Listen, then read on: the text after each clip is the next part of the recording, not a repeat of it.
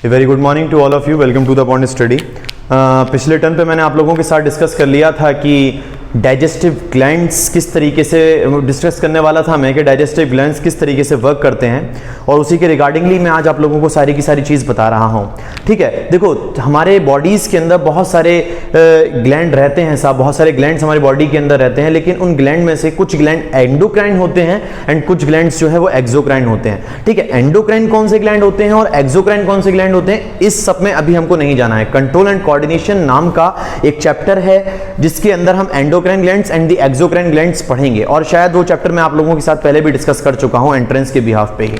ठीक है, उसके बाद अपन जो डिस्कस करने के लिए जा रहे थे, हमने सबसे पहले बात शुरू करी थी एलिमेंट्री कैनाल से। मैंने बताया था the alimentary canal is of about of the 9 metres and the alimentary canal is started from the mouth and the ends from the anal canal. ठीक है, माउथ से शुरू होती है, एनल कैनाल पे खत्म होती है। Mouth, buccal cavity, larynx, pharynx, oesophagus, stomach, small intestine, large intestine और एनल यानी एनस कैनाल तक, एनल कैनाल तक पूरा का पूरा चलता रहता है। अब ऐसा नहीं है कि मैंने मुंह के अंदर खाना खाया तो खाना जाते ही संग साहब डाइजेशन शुरू हो गया। उस खाने को डाइजेस्ट करने में ये तो पाथवे है, elementary canal is the pathway of the digestion.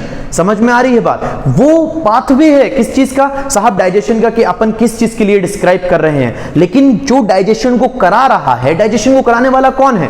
Digestion को कराने वाला डाइजेस्टिव ग्लैंड्स हैं, और उन्हीं ग्लैंड्स के बारे में हमको पढ़ना है। बहुत ज्यादा डीप जाकर नहीं पढ़ना है, जनरल बातें डाइजेस्टिव ग्लैंड्स के बारे में जाननी है। आपको 4 एसेसरी डाइजेस्टिव ग्लैंड्स कहा जाता है, आपकी किताब में दिया गया है एनसीईआरटी के अंदर। पहला ग्लैंड है सलाइवरी ग्लैंड, ठीक है, जो हमारे यहां पर लगा हुआ होता है, बिलो द ईयर्स लगा हुआ होता है, at the angles of the jaws लगा हुआ होता है, और टंग के नीचे होता है। ठीक है, दूसरा है लिवर, तीसरा है पैनक्रियाज, और चौथा है इंटेस्टाइनल ग्लैंड। गैस्ट्रिक ग्लैंड में आप लोगों के साथ स्टमक के अंदर ही डिस्कस कर चुका हूं कि किस तरीके से वो काम करते हैं। अभी जो हम डिस्कस करने के लिए जा रहे हैं वो जा रहे हैं सलाइवरी ग्लैंड की। आखिरकार सलाइवरी ग्लैंड होता क्या है? देखिए, मैं आपको पूरी चीज बताता हूं कि आखिरकार सलाइवरी ग्लैंड करता क्या है। सलाइवरी ग्लैंड सबसे पहले तो एक एक्सोक्राइन ग्लैंड है, इस बात को थोड़ा सा जरा मेंशन कीजिएगा यहां पे। Salivary gland it is a exocrine gland. ये कैसा ग्लैंड है साहब? एक्सोक्राइन ग्लैंड है, एक्सोक्राइन ग्लैंड है। और ये एक्सोक्राइन ग्लैंड क्या काम करता है कि अपने मटेरियल को ब्लड स्ट्रीम में नहीं देता, डक्ट में देता है साहब। समझ में आ रही बात? डक्ट से पूरा का पूरा आता है। अब वो डक्ट लेस है या डक्ट फुल है, इसमें बहुत ज्यादा कंफ्यूजन रहता है, उसको डिस्कस जो है कंट्रोल कोऑर्डिनेशन के अंदर करेंगे। सवाल ये खड़ा होता है कि जो सलाइवरी ग्लैंड है वो वर्क किस तरीके से करता है, क्या क्या काम करता है, वर्क किस तरीके से कर रहा है, it is another purpose to know. But जो सबसे पहले जानना है कि सलाइवरी ग्लैंड कितने तरह का होता है, कहां कहां प्रेजेंट होता है, किस किस जगह पे प्रेजेंट होता है, तो मैंने यहां पर लिखा है कि salivary gland is of the 3 types. 3 तरह का सलाइवरी ग्लैंड होता है। सबसे पहला पैरोटिड होता है, दूसरा मैक्सिलरी होता है, और तीसरा सबमैंडिबुलरी होता है। तो अब मैंने यहां पे कहा कि सब पैरोटिड हो गया, सब मैक्सिलरी हो गया, सब लिंगुअल हो गया, दोनों का नाम एक है, सब मैक्सिलरी के साथ। ठीक है साहब, अब पैरोटिड हो गया, सब मैक्सिलरी हो गया, सब लिंगुअल हो गया, कुछ भी आप इसको कह सकते हैं। तो सबसे पहला जो पॉइंट है पैरोटिड, दूसरा लिंगुअल, तीसरा आपका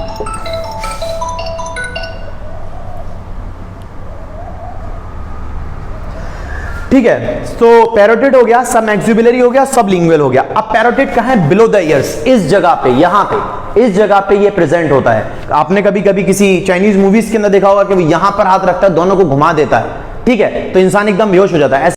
change the food into chyme, किस में चेंज कर देता है साहब? काइम में चेंज कर देता है। अब आप लोग पूछेंगे सर काइम तो हमको पता ही नहीं है।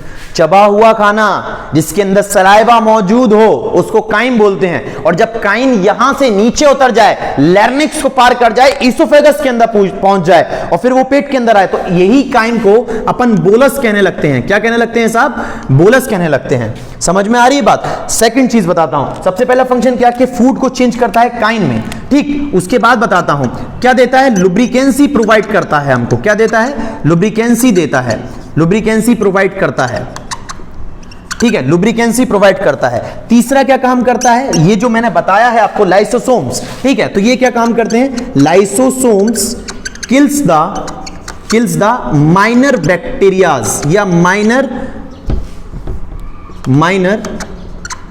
Harmful organism, harmful organism, minor harmful organism को खत्म कर देते हैं। एक बीमारी हुई थी एक जनाब को, जिनकी कंडीशन में ये इनका सलाइवरी ग्लैंड खत्म हो गया था, मतलब काम करना बंद कर रहा था साहब। अब जब सलाइवरी ग्लैंड ने काम करना बंद कर दिया तो पानी को भी सटकना मुश्किल हो गया।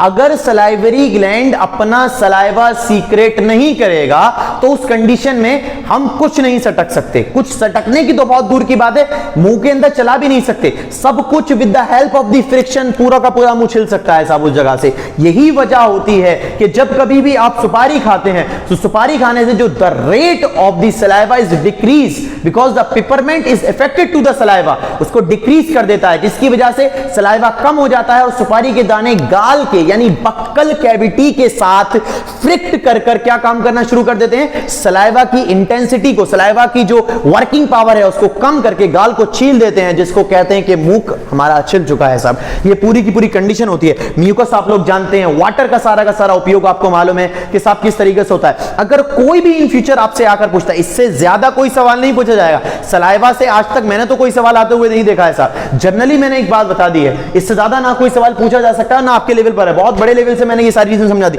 आप। ओके साहब, तो सलाइवरी ग्लैंड जो है अपन डिस्कस कर चुके हैं। सेकेंडली जब हम आते हैं बात करने के लिए तो एक बहुत खूबसूरत या यूं कहूं बहुत बड़ा ग्लैंड के बारे में डिस्कस करने जा रहे हैं जिसका नाम है लिवर। ठीक है साहब, बहुत सारे बच्चों को कंफ्यूजन रहता है लिवर के बारे में।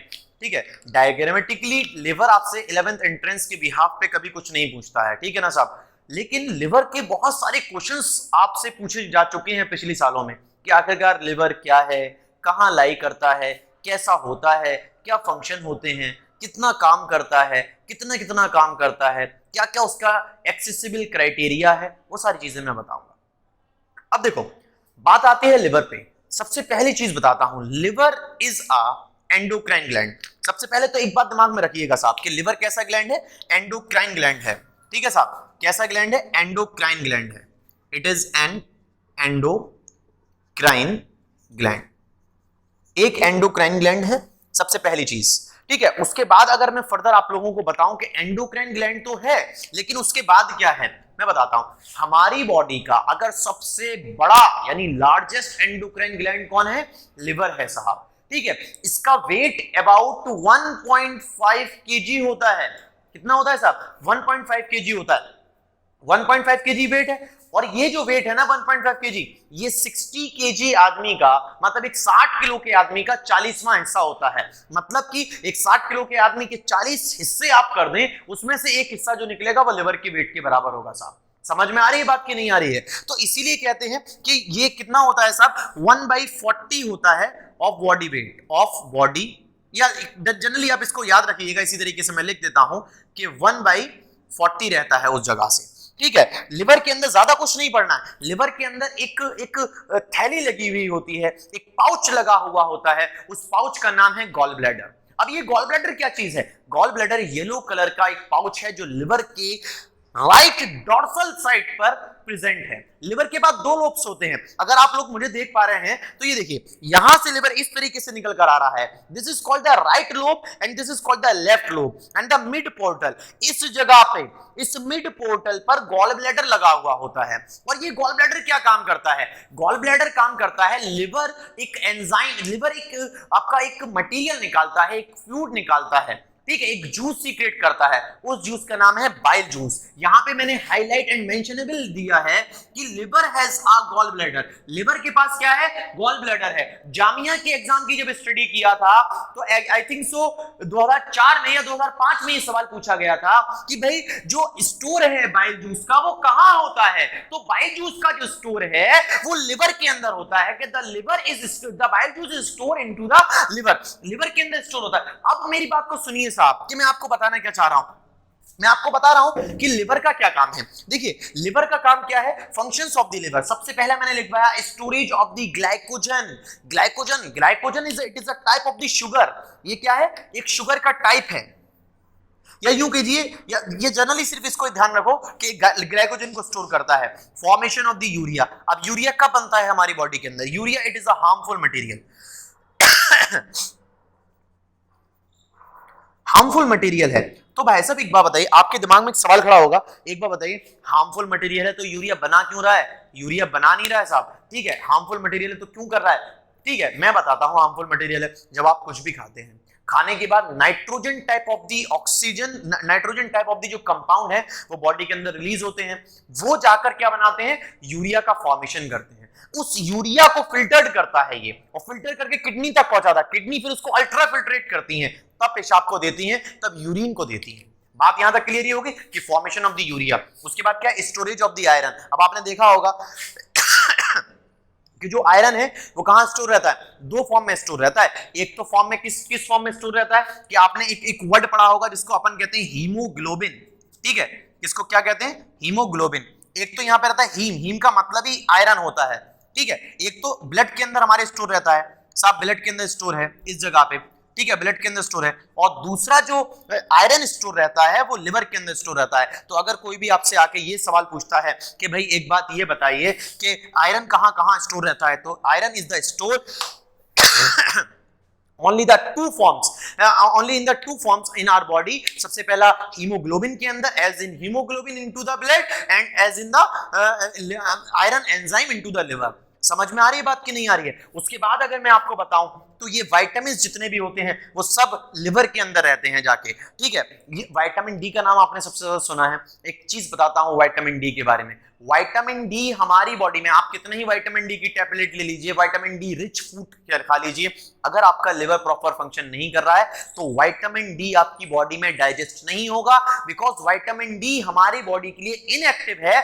लिवर का एक बहुत बड़ा फंक्शन है कि वो विटामिन डी को एक्टिवेट कर देता है। समझ में आ रही बात की नहीं आ रही। सेकंड फर्दर अगर बात बताऊं, सीक्रेशन ऑफ द हेपेरिन। अब इसके बारे में बहुत खूबसूरत चीज समझाने जा रहा हूं, एक चीज देखिएगा, ठीक है। आप बोलेंगे सर ये तो पहली दफा सुना है, लेकिन इसको पढ़ाने के पीछे एक लॉजिकल रीजन है। It is a anti coagulant agent, anti coagulant agent, ठीक है। हमारी बॉडी में कहीं पर भी खून को क्लॉट नहीं होने देता। अब सवाल कहां पूछा गया है, जेएमआई के एंट्रेंस में डायरेक्टली पूछा गया है कि भाई बताइए कि कौन सा एजेंट है, कौन सा सब्सटेंस इसमें से एंटीकोगुलेंट है। तो हेपरिन नाम का जो सब्सटेंस है वो एंटीकोगुलेंट है, और वो कहां से निकलता है, लिवर के अंदर से निकलता है। बात बिल्कुल क्लेरिफाई हो रही है। तो अभी तक जो फंक्शंस ऑफ द लिवर है वो मैंने डिस्कस कर लिए, बहुत ज्यादा डीप नहीं जाना, जनरल बातों को सीखना है सिर्फ, ठीक है। कि स्टोरेज करता है ग्लाइकोजन का, यूरिया का फॉर्मेशन करता है, vitamin A, vitamin B, vitamin C, vitamin D, vitamin E, vitamin K, all kinds of the vitamins को अपने अंदर स्टोर करता है, फॉर्मेशन स्टोरेज करता है आयरन का, ठीक है। और क्या करता है, हेपरिन को बनाता है। दोबारा बता रहा हूं, हेपरिन एंटीकोगुलेंट एजेंट है। सर एंटीकोगुलेंट क्या है, कोगुलेंट एजेंट वो जो खून को जमाए, और एंटीकोगुलेंट वो जो खून को जमने ना दे। तो ये खून को ऐसा एजेंट है जो खून को जमने नहीं देता। समझ में आ रही बात। अगर ये एजेंट, अगर हमारा लिवर कमजोर हो जाए, हमारा लिवर प्रॉपर्ली वर्क ना करे, तो ये हेपरिन हमारे ब्लड से, लिवर से निकलना बंद हो जाएगा, और हमारी बॉडी में जगह जगह जगह जगह जगह जगह क्लॉट आ जाएंगे। और जब बॉडी के अंदर क्लॉट आ जाएंगे तो इंसान मरने के चांसेस में बहुत ज्यादा पहुंच सकता है। यहां तक बात समझ में आ रही है कि साहब ये हेपरिन होता है। और ये सवाल जेएमआई के अंदर पूछा गया था। आप पिछले साल के एंट्रेंस को ऑब्जर्व कीजिए जाके, तो आपको दिखाई देंगे इन सारे सवालों के साथ, ठीक है। अब बात आती है, सर एक बार बताइए, आपने हमसे कहा, आपने बता दिया फंक्शंस ऑफ द लिवर क्या है, मेरे एक एक चीज समझ में आ गई, लेकिन आपने कहा सर कि जो लिवर है वो क्या सीक्रेट करता है। मैंने बताया कि लिवर बाइल सीक्रेट करता है। अब दिमाग में फौरन एक क्वेश्चन खड़ा हो जाना चाहिए कि भाई एक बात ये बताइए कि लिवर जो सीक्रेट करता है बाइल जूस, आखिरकार वो जो बाइल जूस है उसका काम क्या है। उसका काम हमारे समझ में नहीं आया सर। आप, हमने ये जरूर समझ लिया कि bile juice store gall bladder के अंदर रहता है, हमने ये भी समझ लिया कि बाइल जूस लिवर सीक्रेट करता है, काम क्या करता है। अब सवाल खड़ा हो गया, अब क्या करना है बताता हूं साहब। देखिए बाइल जूस क्या काम करता है। Bile juice emulsification of the fat करता है, ठीक है। ये एमयू एंट्रेंस में पूछे गए हैं सवाल, ठीक है। अब मैं बताता हूं, यहां पे मैंने एक हेडिंग डाली है, functions of the bile juice. Functions of the bile juice क्या करता है कि इमस्क्यूलेशन ऑफ द फैट करता है। सबसे पहले इसे छोड़ो, मैं तुमको एक चीज बताता हूं। देखो ये फैट का बड़ा मॉलिक्यूल है, it is a big molecule of the fat, larger molecule है। यहां पे लिख देता हूं मैं लार्जर मॉलिक्यूल, लार्जर मॉलिक्यूल है। इस लार्जर मॉलिक्यूल पे हमने क्या डाल दिया, बाइल डाल दिया। क्या डाल दिया, बाइल डाल दिया। ये छोटा छोटा, जब ये बाइल इसके ऊपर लार्जर मॉलिक्यूल के ऊपर एक्टिवेट होगा तो ये बाइल क्या करेगा, छोटे छोटे ड्रॉपलेट्स में चेंज हो जाएगा, छोटे छोटे टुकड़ों में चेंज हो जाएगा।